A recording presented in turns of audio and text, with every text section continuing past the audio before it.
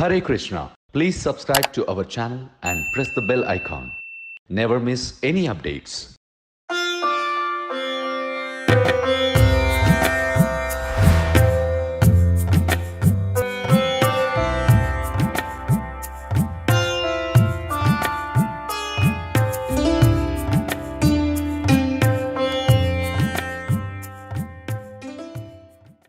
हरे कृष्णा नमामो विष्णुपादाय कृष्णपृष्ठाय भूतले श्रीमते भक्तिवेदांत स्वामी नित्यनामिने नमस्ते सारस्वते देवे गौरवाणी प्रचारिणे निर्विशेषा शून्यवादी पाश्चात्य देशतारिणे जय श्री कृष्ण चैतन्य प्रभु नित्यानंद श्री अद्वैत गदाधर श्रीवासादि गौरभक्तवृंद हरे कृष्णा कृष्ण कृष्णा हरे हरे हरे राम राम राम हरे. So welcome to you all for this chapter 14th of Bhagavad Gita, session on chapter 14th of Bhagavad Gita, which is called Gunatraya Vibhaga Yoga, the three modes of material nature.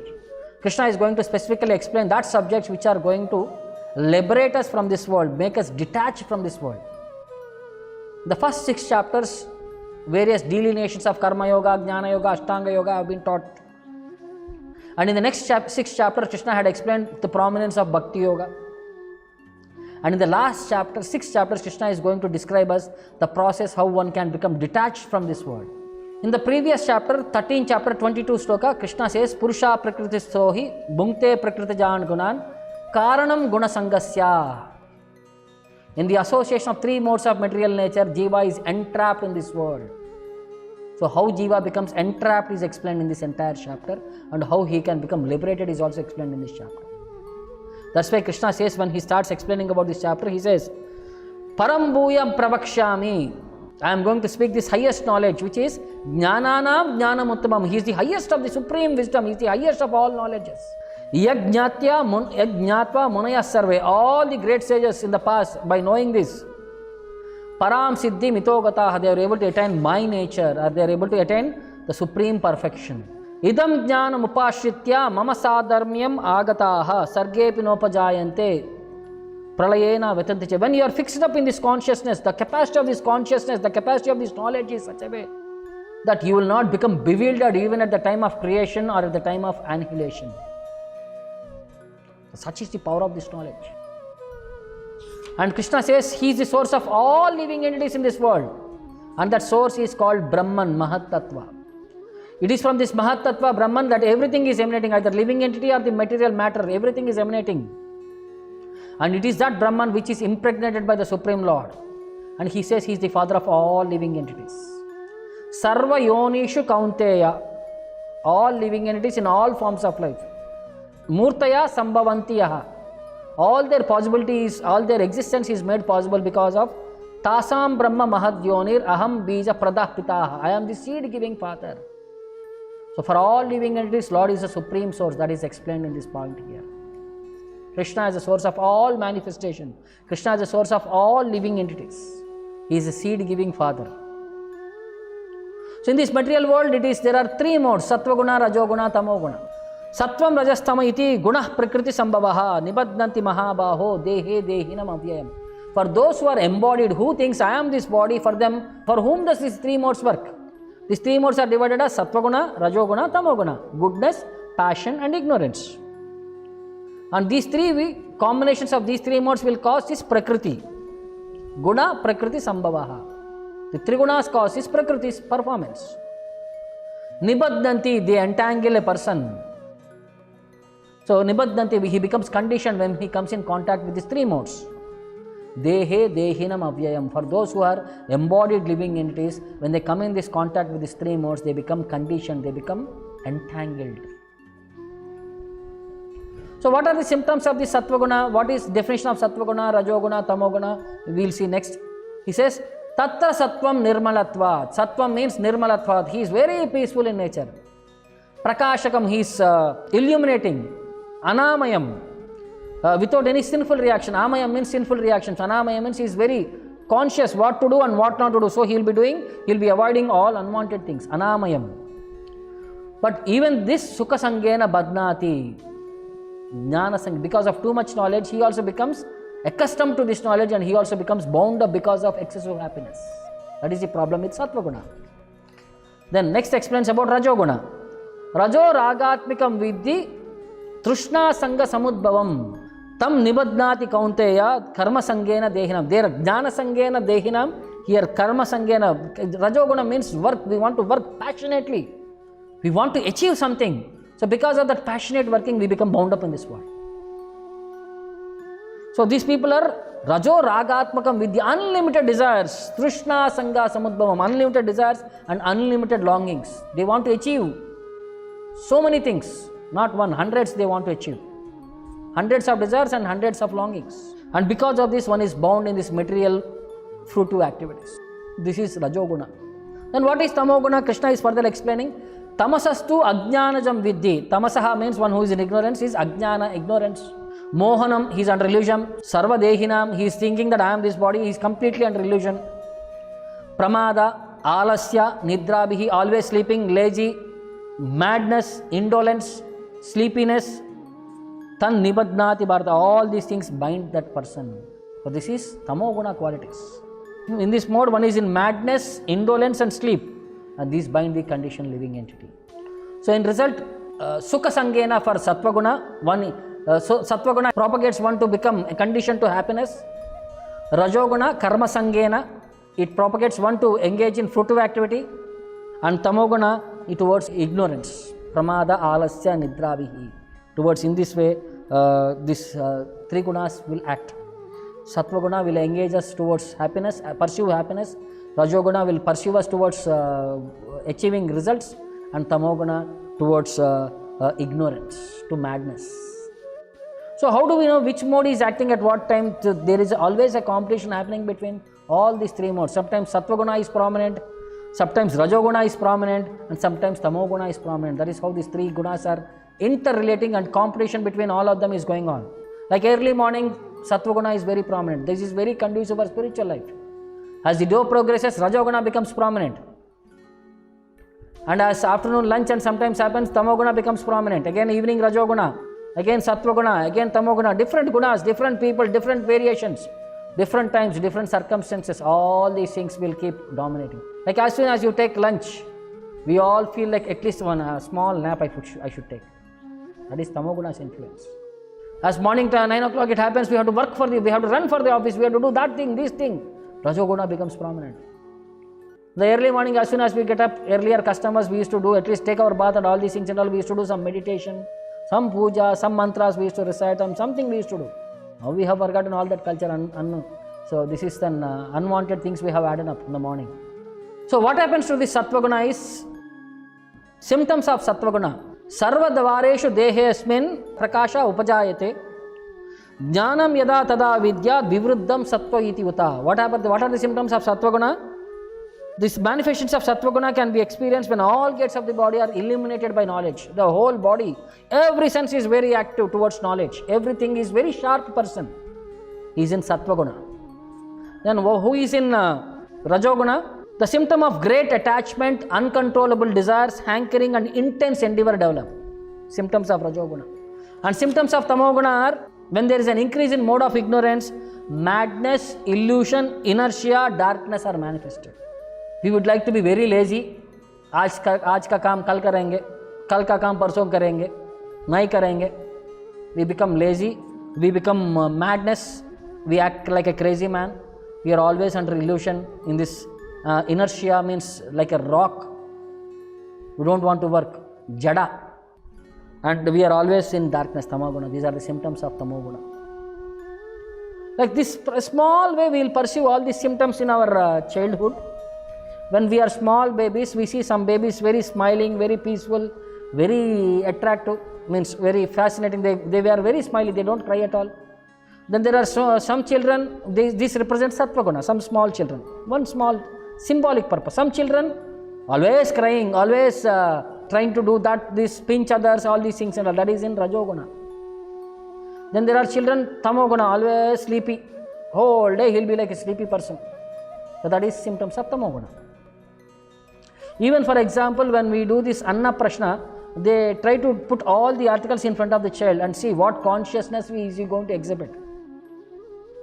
So they put book, they put pen, they put money, they put gold, then they put chaku or something like that, so that what the child will touch will know what are his inclinations. If he touches book, he will be in Sattva-guna, book or pen. If he touches money or gold, he is in Rajoguna, who is running behind money. And if he is touching some chaku, he is in Tamoguna. Nowadays they are putting mobile also, that is beyond Tamoguna. They are thinking he is going to become very much advanced person. No, he is going to become bound up in that phone. So in that way, the propensity what that child has is are guessed in its various circumstances. So next, what happens when we die in this Sattva-guna, Rajoguna or Tamoguna? When one dies in Sattva-guna, he achieves higher planetary systems. He will go to Urdhva Gachanti. He will go to the demigods planets. If one dies in Rajoguna, he will be staying in this earthly planet. If one dies in Tamoguna, he will be taking lower forms of life in the animal planet or in the lower planetary systems he will take birth. So by acting in goodness, the result is one becomes purified. And by acting in Rajoguna, one's result is always in distress. Because you endeavor for so much thing and finally that endeavor results in no result, so you will become distressed. Because continuously you have to run behind items. And every endeavor comes its own with its backlog, its headache. So in that way one has to continuously suffer in this world. And actions performed in the mode of ignorance are resulting in Tamoguna, ignorance, foolishness. Murka chesta, foolish activity, like a monkey. All its activities are simply disturbance for others. It disturbance for itself and disturbance for others. So that category of activities we will be doing in this world. So by engaging in goodness, one's knowledge, real knowledge develops. By being in Sattva-guna, from the mode of passion, grief develops, shoka. And from the mode of ignorance, foolishness, madness and illusion develop, the result of Tamoguna. And Krishna finally consolidates Urdhvam Gachanti Sattvastha Madhye Tishtanti Rajasa Jaganna Guna Vrittischa Ado Gachanti Tamasa. For those who are in goodness, they go to Urdhva Lokas, they go to the demigods planets. Madhye Tishtanti Rajasa. Those who are in the Rajoguna, they will be staying in this earthly planet itself. Ado Gachanti Tamasa. They take the lower forms, they take up when they accept in the Tamoguna. So Krishna is saying, if you are entangled in this world, we will see we are all bound by these three modes. So we have to realize that Supreme Lord is beyond the three modes and we have to understand His spiritual nature. That's why we are all being asked to practice that aspect where we will become transcendental to these three natures, three modes. So Gunan etan atitya trin dehi deha samudbhavam janma mrityu jara dukkher vimukto amrutam ashnute. Krishna is saying, assuring. When the embodied and when the jiva is able to transcend these three modes, he can become free from birth, death, old age and disease. Janma, mrityu, jara, dukkher, vimukto, amrutam ashnute. He becomes liberated and he can enjoy even nectar in this life. He becomes jivan muktaha. He is like a liberated person even in this bodily concept of life. So this bodily things and all will not disturb him at all. He rises above this bodily platform of life. He comes to the transcendental platform. Then Arjuna puts forward a question. So how do you know who is liberated personality? What are his symptoms? And what is the process of becoming liberated? So these three questions were put forward by Arjuna. Kairlinge strin gunan etan atitah bhavati prabho kim acharah katam chetam trigunan ativartate. For who has ativartate, one who has transcended these three modes. So what is the practical thing? How do I know? What are his symptoms? That he has transcended the three modes. What are his qualities? And what is the process? So with this question, Krishna starts answering.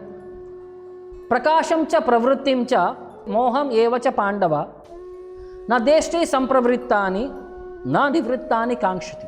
So Krishna starts elaborating all these qualities. What are the symptoms of a person who is liberated?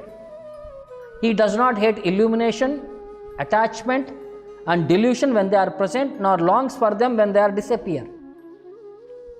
He who is seated like an unconcerned, being situated beyond these material reactions of the modes of nature, who remains firm, knowing that the material modes are alone active, who regards pleasure and pain. So, for all these symptoms, one he is able to see dust, gold, silver, all mud, everything as the same. That's why a stone, a clod or a piece of gold with an equal eye. Who is wise and holds praise and blame to be the same. Manapamanayoho. Tulya Ninda Sitir, one who is equal in honor and dishonor, who treats a friend and enemy like one category, who has abandoned all futile undertakings, such a man is said to have transcended the modes of nature. That symptoms Krishna had explained. What are the symptoms by which one can say that you are liberated personality? Like everybody can claim I am liberated personality. This is second time Krishna is repeating about the subject. First he has already mentioned in second chapter, last part of Bhagavad Gita, second chapter of last part, Sthita Prajna. What are the symptoms of Sthita Prajna? Similarly, the same concept is again explained here. Now Krishna explains what is that process by which one can become liberated from this world. He says, Mam chayo avyabhicharena bhakti yogena sevate. By engaging in that avyabhichari bhakti. Vyabhichari means one who is connected to 100 people. Avyabhichari means one who is dedicated to only one person.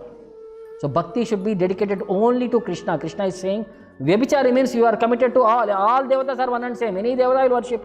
Today one devata, tomorrow one devata, tomorrow one devata, tomorrow day after tomorrow one devata, like that. No. Krishna is saying avyabhichari bhakti, specifically dedicated only to him.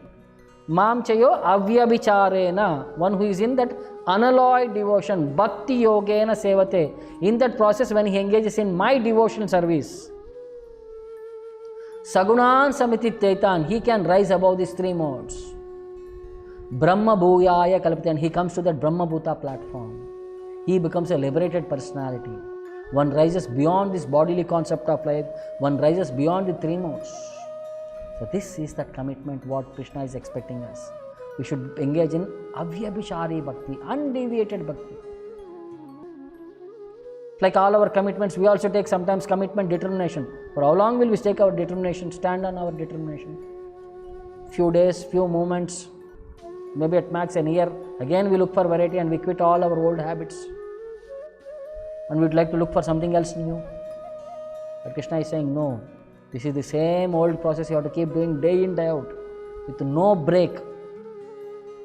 No week off, no weekly off, no festival off, no long holiday, nothing. Every day, same routine. Morning 4 o'clock, you have to get up, engage in bhakti, chanting 16 rounds, attending Mangalarti, some of the basic commitments, day in, day out. So that is that avyabhichari bhakti. Krishna is saying that commitment is required. That specific commitment, if you can provide, Krishna is saying that you will assure that you are liberated from this bodily concept of life. You will attain that Brahman nature. What is that Brahman nature? He gives that qualities of that Brahman nature. He says, Brahmano hi pratistaham, amrutasya avyayasya cha, shashvatasya ta dharmasya sukasya ikantikasya cha. That Brahman nature is dependent, is resting on the Supreme Lord. It is not an independent thing. It is a bodily effulgence of the Lord. It is depending upon the Lord. And it is a constitutional position of ultimate happiness. Sukasya aikantikasya. Highest happiness. And which is amrutasya avyayasya shashvatasya. Which is immortal, imperishable and eternal. These are the different Sanskrit terminology to say that the spiritual world or the spiritual qualities are eternal in nature. Mortal means one who continuously takes birth and death. Immortal means one who is having deathlessness. Perish means what will vanish. This body is perishable. Food is perishable. Vastu is perishable. Krishna is saying imperishable. That spiritual world is imperishable. And it is eternal. In different means and degrees, Krishna is suggesting us how one has to come out of these three modes. How practically one has to practice this bhakti system and rise above this modes concept. So to understand, like Prabhupada says, like we are all like that, from the fire we have come out of as small sparklets. If that spark falls on water, it is immediately extinguished. That is in Tamoguna. If its spark falls on ground, for some time that spark will maintain and after that it will be finished. That is in Rajoguna. If that spark falls on dry grass, immediately the dry grass will catch fire. So that is Sattvaguna. So Sattvaguna is the least minimum or the basic thing which will help us to achieve this process of bhakti through Sattvaguna. In Rajoguna and Tamoguna, it is very difficult for us to understand about bhakti. Like we saw the example, smoke, fire covered by smoke, that is Sattvaguna. Mirror covered by dust, that is Rajoguna. In the Sattva Guna, you just blow your air, automatically that smoke will go away and fire will come. In Rajoguna, blowing air will not clean the window. You have to take water, you have to take cloth, and you have to wipe the mirror. Rajoguna is more action is required. In Tamoguna, you have to bring an embryo out of the womb, means you have to cut and bring out the baby out. That is, even more action is required. So in that way, Rajoguna, Sattvaguna and Tamoguna. Sattvaguna is most beneficial. But how do we come to Sattvaguna? How do we change our modes? Because when we took birth itself, we are Guna Karma Vibhagashaha. We are already with that modes. We are already associated with that modes from our past life. Sangat Sanjayate Kama. By association, we develop desires. So if we have to become a drunkard, just be association of the drunkards. You need not drink. With their association, we become a drunkard. Savasa dosha we say. By our, we develop doshas because of our savasa, by our association. So if we want to come to Sattvaguna, we have to associate with that Sattvaguna things. Food, Sattvaguna food, Sattvaguna activities, Sattvaguna devotees, Sattvaguna people, Sattvaguna circumstances. If we associate with the Sattvaguna category, we will rise to that Sattvaguna category. The choice is left to us.